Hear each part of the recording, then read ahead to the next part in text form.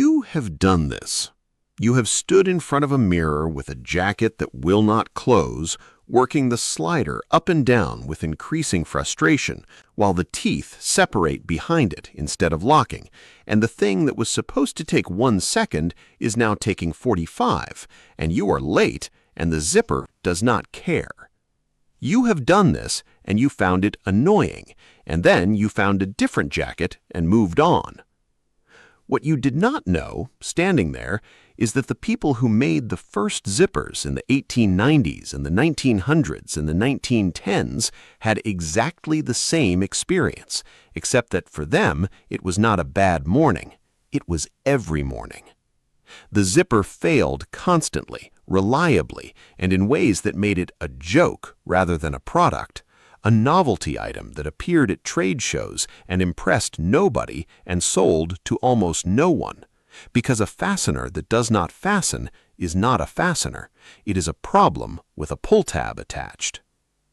The story of how the zipper stopped being a problem and started being the thing on every piece of clothing you own is the story of a company in a small city in Pennsylvania that spent 8 years solving failures that nobody else believed could be solved. And it begins with a man named Whitcomb Judson who invented something in 1893 that almost worked, which in the history of useful objects is sometimes worse than inventing nothing at all. Whitcomb Judson was a mechanical engineer in Chicago who held more than 30 patents across his lifetime and who is remembered today, when he is remembered at all, as the man who invented the zipper while trying to solve a completely different problem. The problem was his back. Judson had difficulty bending down to fasten his shoes, a difficulty shared by a large portion of the population of any era, and the hook and eye fasteners that shoes used in the 1890s required exactly the kind of bending and close manual work that his back would not comfortably allow. He wanted a way to close a boot with one hand in one motion without bending. What he developed was a sliding clasp fastener, a device consisting of a series of hooks and eyes mounted on 2 parallel strips of fabric that could be joined by running a sliding guide along them from bottom to top. He patented it in 1893, called it the clasp locker, and demonstrated it at the Chicago World's Fair of that year to audiences who watched with the polite interest of people who are watching something they do not intend to buy. The clasp locker worked in the sense that it joined the 2 strips of fabric when operated correctly.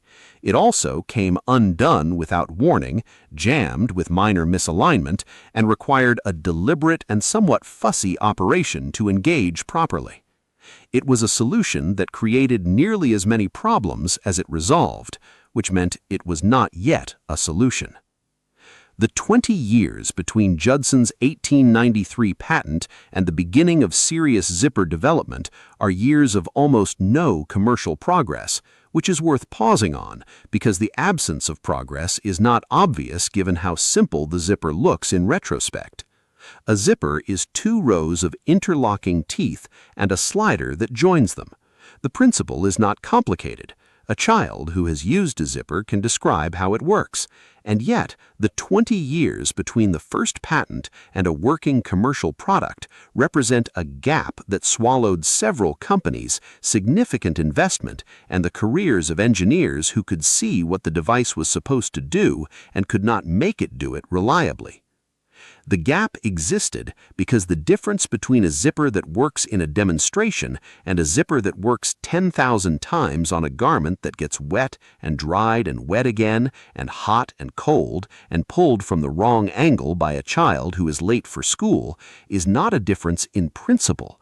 It is a difference in manufacturing precision measured in thousandths of an inch, and achieving that precision in the early 20th century with the materials and the machinery available was not simple. It was, for 2 decades, apparently impossible. The man who made it possible was not Judson. It was a Swedish-American engineer named Gideon Sundback who joined the Universal Fastener Company in Hoboken, New Jersey in 1906, and who spent the following 8 years redesigning the zipper from its fundamental geometry rather than from its surface features. Sundback understood something that the engineers before him had not fully acted on, which was that the class blocker's failure was not a manufacturing problem, but a design problem, that the shape of the interlocking elements was wrong in ways that made reliable engagement impossible, regardless of how precisely they were made. He redesigned the teeth from the ground up, changing their profile from a hook and eye arrangement to a nested cup and spoon configuration, in which each tooth cupped the tooth below it on the opposite strip, held in place by its shape rather than by friction or alignment. He filed his key patent in 1913, and the device he patented was recognizable as a modern zipper in a way that Judson's class blocker was not. It worked. Not perfectly, not yet, and not in the conditions that real garments experienced in real use, but it worked consistently enough to manufacture and sell.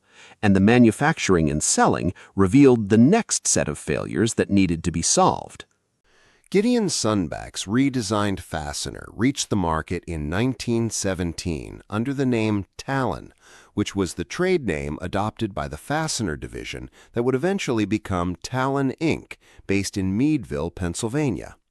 Meadville is a small city in the northwestern corner of Pennsylvania, about 90 miles north of Pittsburgh, and it became the center of American zipper manufacturing not because of any particular geographical advantage, but because the manufacturing infrastructure and the skilled workforce that Sundback's production process required were available there in a way they were available in relatively few places in 1917. The factory that opened in Meadville that year was producing zippers in quantities that Judson's class blocker had never approached, and the customers for those zippers were primarily military and industrial rather than fashion, because the fashion industry in 1917 regarded the zipper with the same polite skepticism that the public had shown Judson's demonstration at the World's Fair 24 years earlier. The military orders that sustained Talon through the late 19-teens came primarily from the United States Navy, which needed money belts and tobacco pouches and equipment bags that could be fastened and opened quickly and reliably under conditions that buttons and snaps did not handle well. A sailor on a ship in rough weather who needs access something fastened with buttons needs both hands and fine motor control, neither of which is reliably available when the ship is moving. A zipper needs one hand and one motion. The Navy understood this and ordered accordingly, and the orders kept Talon's factory operating during the years when the civilian market had not yet decided that the zipper was something it needed. The civilian market's hesitation was not irrational. The zippers of 1917 and 1918 and 1919 were better than Judson's class blocker and worse than what a garment needed to be practical, and the garment industry, which had been using buttons for centuries with complete reliability, had no compelling reason to switch to a fastener that occasionally failed in ways that buttons did not. The specific failures that Talon's engineers were working to eliminate through the early 1920s were documented in the returns that came back from customers who had bought zipper-equipped products and found them wanting. The most common complaint was separation, the phenomenon you have experienced with the jacket that would not close, in which the slider passes over the teeth without engaging them properly, and the two sides of the zipper come apart below the slider as the slider moves up. Separation happened when the slider's channel was slightly too wide for the teeth it was supposed to engage, a tolerance problem measured in fractions of a millimeter that was extremely difficult to maintain consistently in mass production with the manufacturing equipment of the era. The second most common complaint was jamming, in which the slider locked in place and could not be moved in either direction, usually caused by a tooth that was slightly out of alignment catching on the slider's internal geometry. The third was corrosion, in which the brass teeth oxidized in humid conditions and became rough enough that the slider could not move smoothly over them. Three distinct failure modes, each requiring a different engineering solution, each requiring precision that was at the absolute edge of what 1920s manufacturing could achieve. The engineering work at Talon through the 1920s was not glamorous and was not publicized. It happened in the factory and in the quality control laboratory and in the testing machines that Talon's engineers designed to simulate the conditions that a zipper on a garment would experience over its useful life. A zipper on a pair of trousers would be opened and closed perhaps 1,000 times over the garment's life. A zipper on a work jacket might be opened and closed in temperatures ranging from summer heat to winter cold, in rain, in mud, covered with the specific contaminants of whatever work was being done. Talon built machines that opened and closed zippers 10,000 times and measured the wear, and the results of those tests told the engineers where the failures were occurring and in what sequence and from what cause. The testing was systematic in a way that product development in that era was not always systematic, and the systematicity was the reason that Talon succeeded where every previous attempt at a commercial zipper had failed. They were not guessing, they were measuring. The slider tolerance problem, which was responsible for the separation failures that were the most visible and most common complaint, was solved through a combination of improved die design and a new inspection process that Talon implemented in 1924. The dies that stamped the slider's internal channel from sheet brass were redesigned to hold tighter tolerances than the previous dies, and a go-no-go gauge was introduced at the production line that tested every slider before it left the stamping operation. A slider that passed through the go gauge but not through the no-go gauge was within specification. A slider that failed either test was rejected. The rejection rate in the first weeks of the new inspection process was high enough to be alarming, revealing the degree to which the previous production had been sending out-of-specification sliders to customers. But the rejection rate fell as the die makers adjusted to the new requirements and as the manufacturing process was modified to reduce the variability that the inspection was revealing. By 1925, Talon's separation failure rate had fallen by a measurable and significant amount. It had not reached zero, nothing in manufacturing reaches zero, but it had fallen far enough that the zipper was becoming a different kind of product, one that occasionally failed rather than one that regularly failed, and the difference between occasional and regular is the difference between a complaint and an expectation. The corrosion problem took longer to solve because it required a materials solution rather than a manufacturing solution, and materials solutions in the 1920s required either finding a different material or changing the surface of the existing material in ways that the manufacturing process could accommodate. Brass was the material of Talon's teeth in the early years because brass was machinable, formable, and available at the cost that zipper manufacturing required.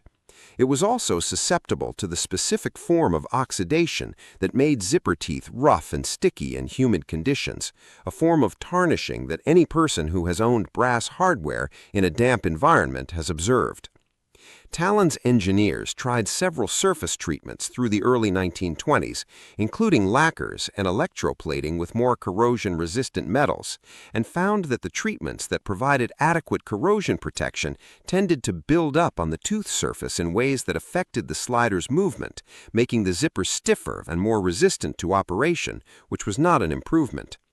The solution they arrived at by 1926 was a change in the brass alloy composition that improved the metal's natural corrosion resistance without requiring a surface treatment, a change small enough in percentage terms to be invisible in the finished product, and large enough in practical terms to extend the zipper's usable life in humid conditions by a factor that the testing machines measured and the customers eventually felt. The jamming problem was in some ways the most interesting of the three because its solution revealed something about the zipper's geometry that Sundback's 1913 design had not fully resolved. A zipper jams when a tooth enters the slider's channel at an angle that causes it to catch on the channel wall rather than passing smoothly through. This happens when the fabric tape on which the teeth are mounted stretches or shifts in a way that pulls a tooth out of its ideal alignment with the channel. The solution was not to make the channel wider, which would have reintroduced the tolerance problems that the slider redesign had addressed, but to change the geometry of the tooth's leading edge so that it guided itself into alignment as it entered the channel, rather than relying on the tape to maintain alignment for it. This was a tooth redesign of the kind that Sundback had done in 1913, but at a finer level, modifying the profile of the tooth's tip in ways that were measurable only under magnification and that had effects that were visible only in the statistics of the testing machines. The redesigned tooth was introduced in Talon's production in 1927, and the jamming complaint rate in the returns that came back from customers fell in the quarters that followed, in a pattern that the quality records at Talon documented and that the engineers read as the confirmation that the solution was working. By 1928, Talon had a zipper that was substantially different from the zipper it had been making in 1920, different in ways that were invisible to anyone who looked at the finished product, and visible only in the performance data and the customer return rates that the company's quality records tracked. The teeth were the same size, the slider looked the same, the tape was the same width, the zipper appeared, to any observer, to be the same object it had been for the preceding decade. What had changed was the tolerance stack, the accumulated precision of every component's dimensions and every manufacturing process's consistency, and the change had moved the zipper from a product that engineering professionals used in military and industrial applications to a product that ordinary people could be trusted with. That distinction matters because ordinary people are harder on products than professionals are. They do not read instructions, they pull things from the wrong angle, they leave them wet, they force them when they resist. A product that works for a professional but not for an ordinary person is not a consumer product, it is a specialty item. Talon was making, by 1928, something that was beginning to be a consumer product, and the fashion industry was beginning to notice. The fashion industry's adoption of the zipper was not immediate and was not driven by the fashion industry's own enthusiasm. It was driven by a designer named Elsa Schiaparelli, an Italian-born couturier working in Paris in the late 1920s, who used zippers as decorative elements in her collections in 1930 and 1931 in a way that made them visible and intentional rather than hidden and functional. Schiaparelli's use of the zipper was provocative, in the specific way that her work was always provocative, which was that she took an object that convention said should be concealed and made it the point. Her zippers were large and bright and placed on the outside of garments in positions where they could not be missed, and the women who wore her clothes wore the zipper as a statement rather than as a fastener. This was not what Talon's engineers had spent 8 years working toward, but it was what moved the zipper from industrial product to fashion object. And the movement from industrial to fashion is the movement that determines whether ordinary people will accept a new technology into their daily lives. The American fashion industry, which watched Paris with the attention of a student watching a teacher, began incorporating zippers into ready-to-wear clothing in the early 1930s at a pace that accelerated through the middle of the decade. The zippers going into American ready-to-wear in 1931 and 1932 were Talon zippers because Talon was the dominant American producer and because the quality improvements of the preceding decade had made Talon's product reliable enough for garment manufacturers to incorporate without the fear that their customers would return the garment because the zipper had failed. A returned garment because of a button is unusual. A returned garment because of a zipper in 1925 was not unusual at all. A returned garment because of a Talon zipper in 1932 was becoming unusual, and the garment manufacturers who tracked their returns were observing this in the data that came back from their retail customers. The children's clothing market adopted the zipper faster than the adult market, and for reasons that had nothing to do with fashion. A child's jacket with a zipper could be fastened by the child. A child's jacket with buttons required an adult, or at minimum 2 functional hands and a level of fine motor coordination that young children do not have. The parents who bought zipper-equipped children's clothing in the early 1930s were buying time, the specific minutes each morning that had previously been spent fastening buttons on a child who was moving in the direction of everything except the buttons. The zipper on a child's jacket was a domestic efficiency device of exactly the kind that the 1930s housewife found compelling, because the 1930s housewife's morning was a sequence of small tasks whose cumulative demand on her time and attention was significant, and any task that could be simplified or transferred to the child doing it was a task that improved her morning.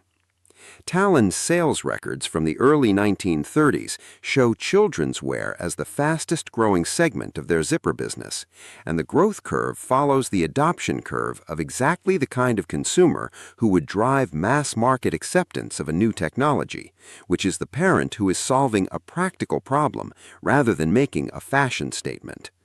The year that settled the zipper's place in American life was 1934, and the event that settled it was not a fashion show and not a retail promotion and not an advertisement in a popular magazine. It was a military contract. The United States Navy issued specifications in 1934 for flight suits for its aviators that required a fastening system that could be operated with one hand in a cockpit while wearing gloves without looking at the fastener. Buttons could not meet this specification. Snaps could not meet this specification. The zipper, as Talon had refined it through the preceding 8 years, could meet this specification, and did, and the flight suits that went into production in 1934 with Talon zippers were worn by Navy aviators for whom the zipper's reliability was not a matter of morning convenience, but of operational necessity. A fastener that failed in a cockpit at altitude was a fastener that could kill someone. The Navy's adoption of the zipper was the most demanding test the product had ever faced, and it passed, and the passing of that test closed the question that had been open since 1893. The question that closed in 1934 was not whether the zipper worked. Sundback had answered that in 1913. The question was whether the zipper worked well enough, consistently enough, under enough variety of conditions to be trusted by people whose lives or livelihoods depended on it working. Talon had spent the 11 years between 1923 and 1934 answering this question in the laboratory and on the production floor and in the testing machines that cycled zippers 10,000 times and measured the results. The Navy contract was the world's answer rather than Talon's answer, the external confirmation that the internal work had been sufficient, and the confirmation came in the form of a production order rather than a certificate of merit, which is the form that confirmations in manufacturing always take. The civilian market followed the military adoption with the specific delay that the civilian market always imposes on military technology, which is the delay between proving that something works and persuading people who have an alternative that they should switch. The alternative to the zipper in 1934 was the button, which was cheap and reliable and familiar and available on every garment that existed, and the persuasion required to move consumers from buttons to zippers was not a persuasion about reliability, since Talon had by then largely solved the reliability problem, but a persuasion about habit. People fasten buttons without thinking. They have fastened buttons since childhood. The zipper requires a slightly different motion, a slightly different orientation of the hands, a slightly different attention to the bottom stop before pulling the slider up. These differences are trivial. Learning to use a zipper takes approximately 30 seconds, but the 30 seconds of learning is a barrier that the button, which requires no learning, does not impose. And in the retail environment of the mid-1930s, where a customer choosing between a button front jacket and a zipper front jacket of equal quality and price was making a choice between the familiar and the unfamiliar, the familiar had an advantage that required sustained exposure to overcome. The advertising campaigns that Talon funded through the mid-1930s were unusual for industrial components manufacturers in that they were directed at consumers rather than at garment manufacturers, which reflected Talon's understanding that the barrier to zipper adoption was not at the manufacturing level, where they had already largely won, but at the consumer level, where the button still held its habitual advantage. The advertisements ran in popular magazines and emphasized the convenience of the zipper in terms that the 1930s reader would recognize: the one-motion closure, the child who could dress herself, the man who did not have to search for a missing button at 7 in the morning. The advertisements did not argue for reliability, because arguing for reliability is an admission that reliability was once in question, and Talon did not want to remind consumers of what the zipper had been in 1922. They argued for convenience, which was a claim the zipper could support without reservation and which the button could not match.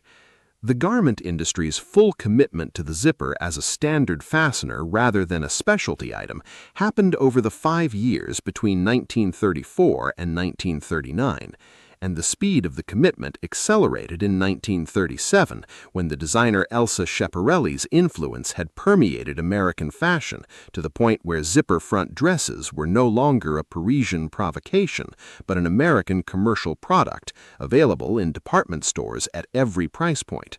The department store buyer who had been cautious about zipper-equipped garments in 1932 because of the return rate was by 1937 specifying zippers on garments without hesitation because the return rate had fallen to levels that buttons produced, and a fastener that fails at the same rate as a button is a fastener that the industry has accepted. The transition from acceptance to assumption took another decade. By 1950, a garment without a zipper required a reason, and a garment with a zipper required nothing but a zipper. The zipper that appeared on American garments in 1939 was not the zipper that appears on garments today, but the differences between them are smaller than the differences between the 1939 zipper and the 1919 zipper, which is the way that mature technologies evolve. The large improvements happen early, driven by the necessity of making something that does not work at all. The small improvements happen continuously, driven by the slower pressure of competition and incremental refinement. Talon's competitors, who had been cautious about entering the zipper market while Talon held such a commanding technical lead, began appearing through the 1930s as the basic patents expired and as the manufacturing knowledge that Talon had accumulated became more widely available.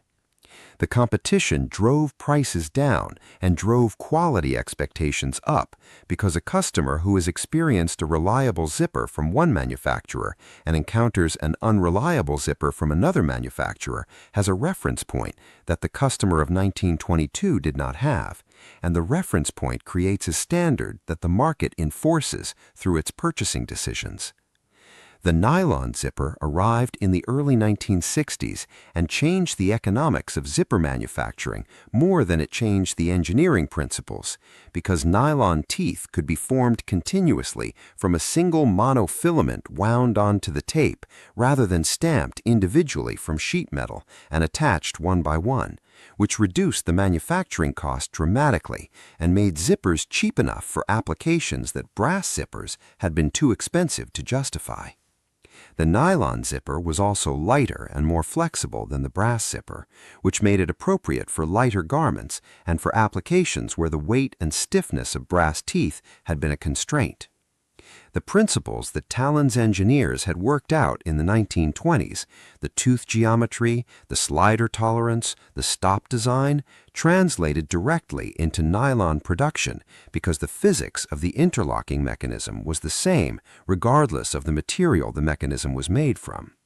The solution Talon had found was not a brass solution, it was a zipper solution, and it applied to every material that zippers were subsequently made from.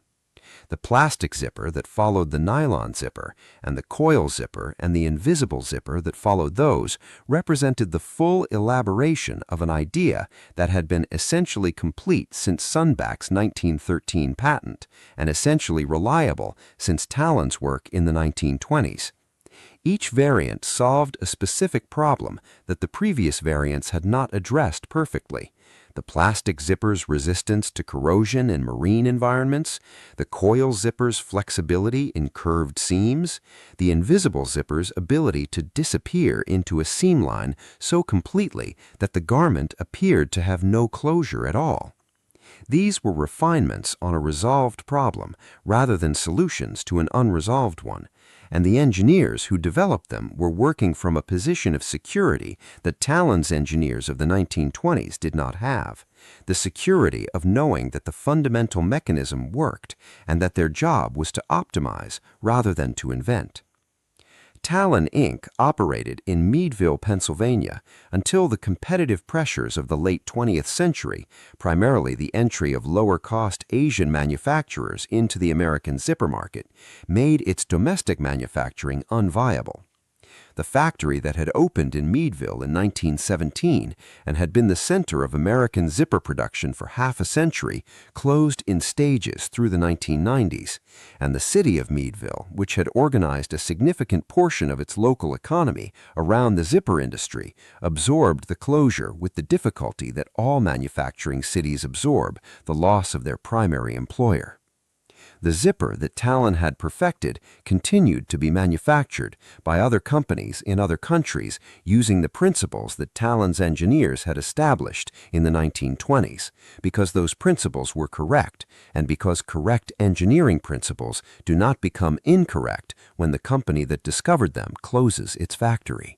The Meadville that exists today is a small city that carries its manufacturing history the way all American industrial cities carry it, which is in the brick buildings that remain from the factory era and in the stories that older residents tell about what the city was when the factories were running.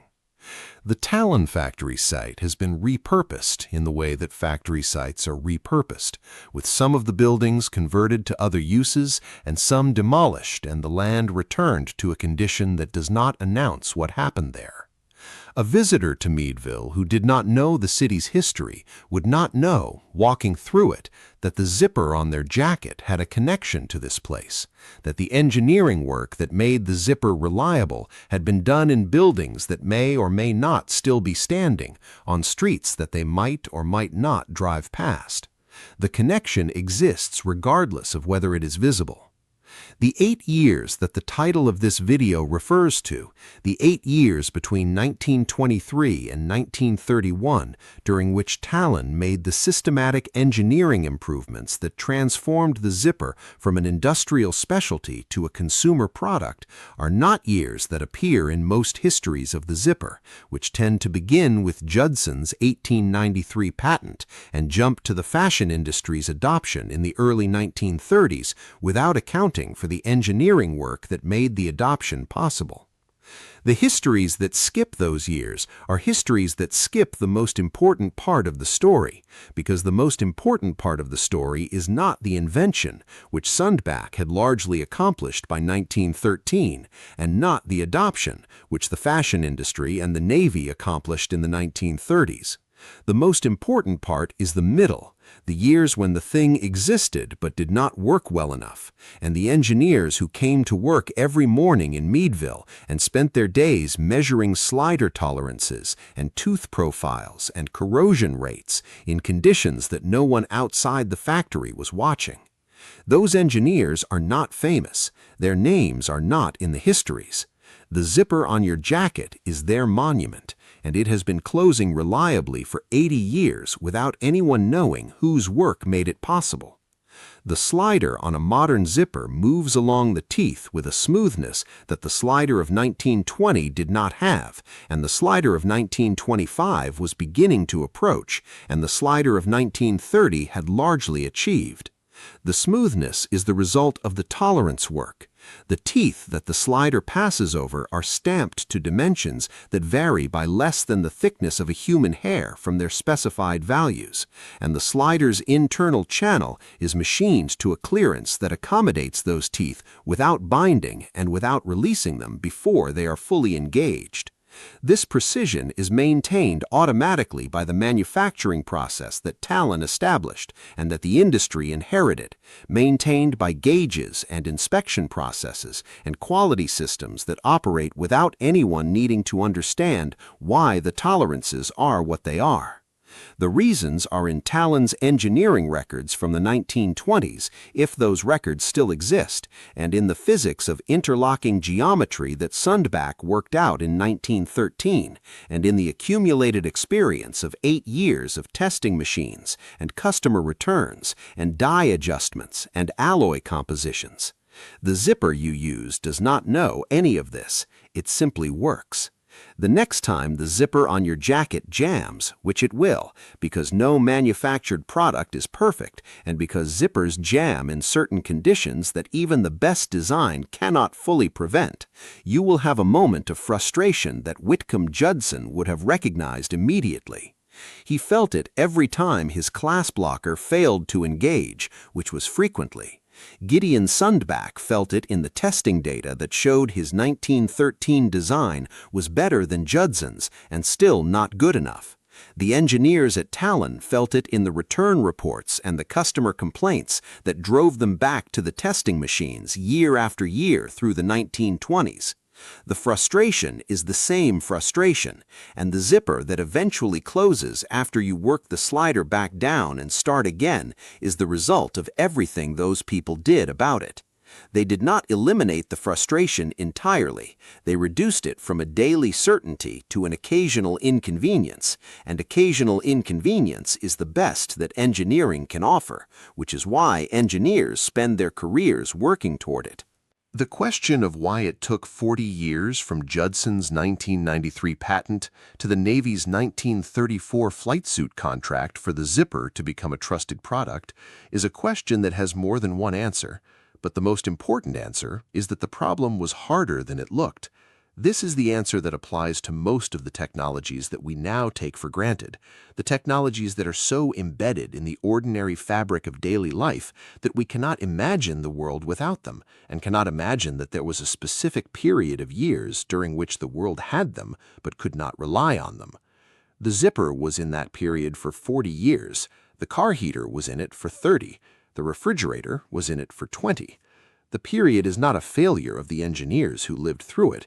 It is the period during which the gap between what is possible in principle and what is achievable in practice closes, and it closes through the specific and unglamorous work of people in laboratories and factories who spend their days measuring things that most people do not know exist and solving problems that most people will never hear about. Talon's name survives today on zipper products manufactured by a company that acquired the brand after the Meadville factory closed, and the Talon zipper you can purchase today in a fabric store is a product with a lineage that goes back to the factory on the Pennsylvania hillside and the engineers who worked in it.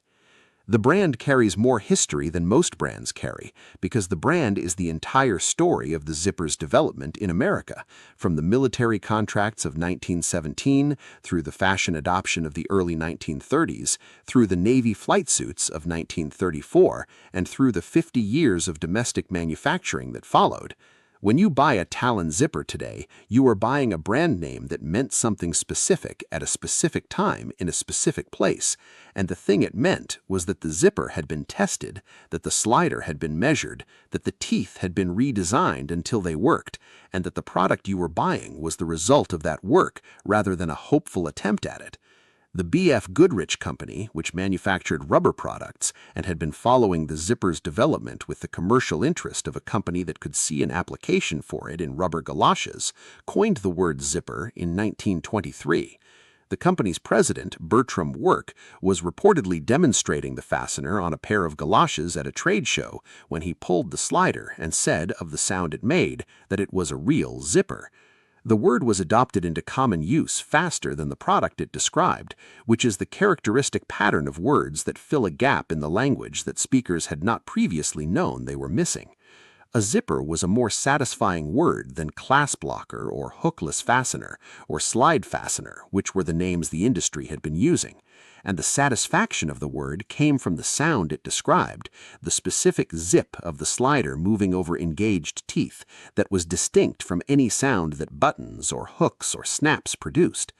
The word arrived in 1923, and the reliable product it named arrived in 1931.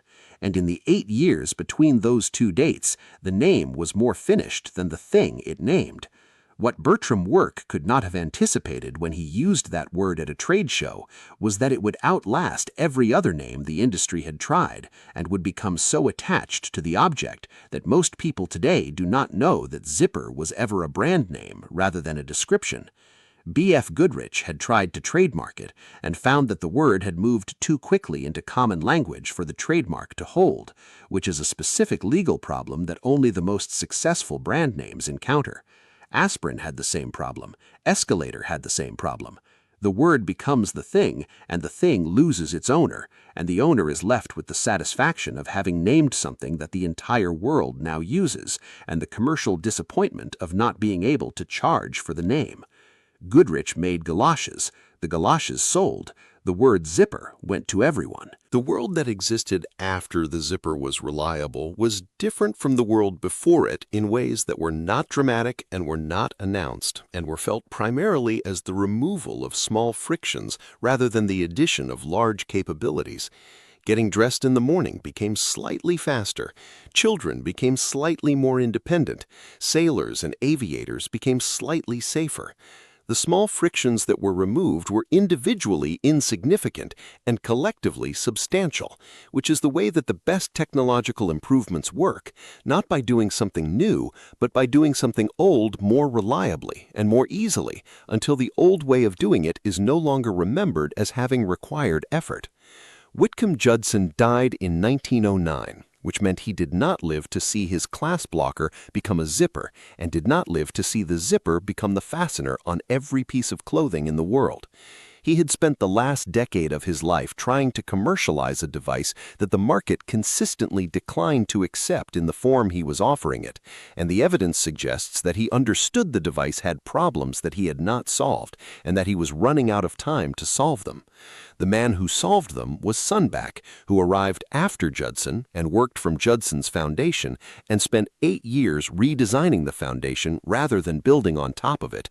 The man who made Sundback's solution reliable was the collective engineering effort at Talon, which is not a man at all, but a company and a factory and a quality system and a set of testing machines and the people who built and operated and interpreted them. Judson wanted to close his boots.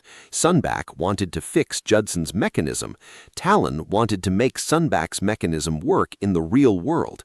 These are 3 different problems, and they required 3 different kinds of work, and they produced, in sequence, the object that you used this morning without thinking about it. The object worked this morning because Talon spent the 1920s making it work, and Talon spent the 1920s making it work because Sundback had given them something worth making work, and Sundback had something worth making work because Judson had been annoyed by his boots on a morning in Chicago in 1893 and had the engineering education to do something about it. The chain from Judson's boots to your jacket takes 40 years and passes through a factory in Pennsylvania that most people have never heard of, and the chain is invisible, and the factory is mostly gone, and the 40 years are compressed, in the experience of anyone who has never tried to close something without a zipper, into the single smooth motion of a slider moving from bottom to top. He died in 1909, having started something that would not be finished until 1934, and finished in 1934 in a Navy flight suit in a way that he would not have recognized as the destination of what he had begun in 1893, with a boot and a back that hurt and a sliding clasp that almost worked. The almost is the part that took 40 years to close. The almost is always the part that takes the longest, and the zipper on your jacket is what the almost finally became.